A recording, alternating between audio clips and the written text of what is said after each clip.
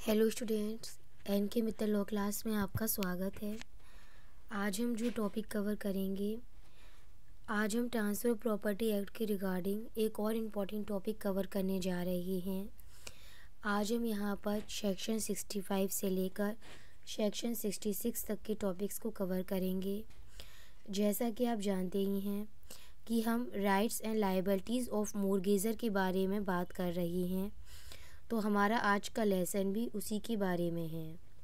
तो चलिए फिर अपने आज के लेसन को स्टार्ट करते हैं।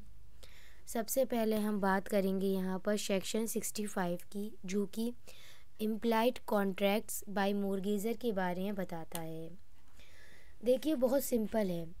इम्प्लाइड कॉन्ट्रैक्ट्स हैं, इसका मतलब यह है कि अगर मोर्गेजर और मोर्गेजी के बीच में एक्सप्रेस कॉन्ट्रैक्ट नहीं है तो वहाँ पर सेक्शन 65 अप्लाई करेगा और जो भी उसमें पॉइंट्स बताए गए हैं, जो कंडीशन, जो टर्म्स बताई गई हैं, वह फिर मोर्गेजर और मोर्गेजी के ऊपर अप्लाई करेंगी।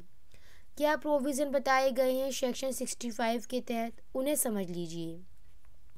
सेक्शन 65 साफ कहता है कि जब प्रॉपर्टी को मोर्गेज किया जा रहा है, जब मोर्गेजर के द्वारा प्रॉपर्टी को मोर्गेज किया जा रहा है, तो वहाँ पर यह मानकर चला जाता है कि वह मोर्गेजर उस प्रॉपर्टी को ट्रांसफ़र करने की कैपेबिलिटी रखता है, वह उसे ट्रांसफ़र करने के लिए कैपेबल है, यह माना जाएगा।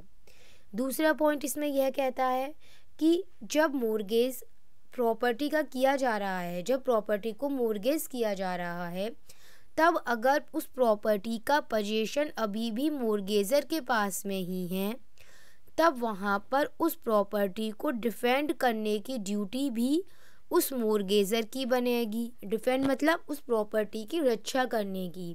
लेकिन अगर पोजीशन मोर्गेजी के पास गया है, तब यहाँ पर मोर्गेजर की यह ड्यूटी बन जाएगी तब भी वहाँ पर कि वह मोर्गेजी को यह राइट प्रदान करे कि अब वह उसकी प्रॉपर्टी को डिफेंड कर सकता है।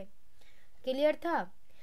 एक बात याद रखना, अगर प्रॉपर्टी का पोजीशन, प्रॉपर्टी मोर्गेज हो चुकी है, प्रॉपर्टी का पोजीशन अगर अभी भी मोर्गेजर के पास है, तो फिर इस प्रॉपर्टी पर लगने वाले जितने भी पब्लिक चार्ज होंगे वह सभी अब भी मोर्गेजर ही पे करेगा।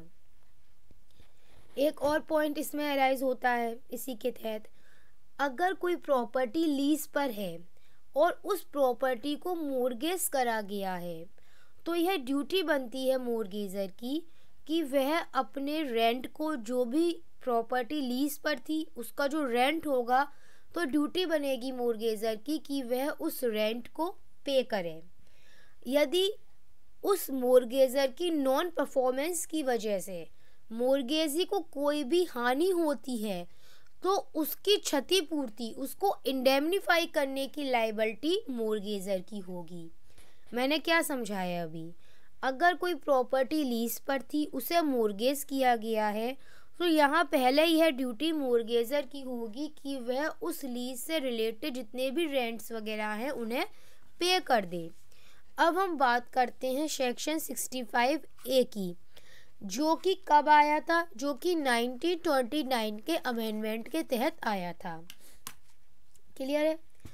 अब इसमें याद रखना, यह सेक्शन कब अप्लाई होगा? अगर कोई विपरीत कॉन्ट्रैक्ट नहीं है तब वहाँ पर, अब इसमें पॉइंट समझ लो, इसमें साफ एक पॉइंट कह रखा है कि यह बताता है कि मोर्गेजर अपनी प्रॉपर्टी को जो उसने मोर्गेज कर दी है, वह उस प्रॉपर्टी को लीज पर कब दे सकता है।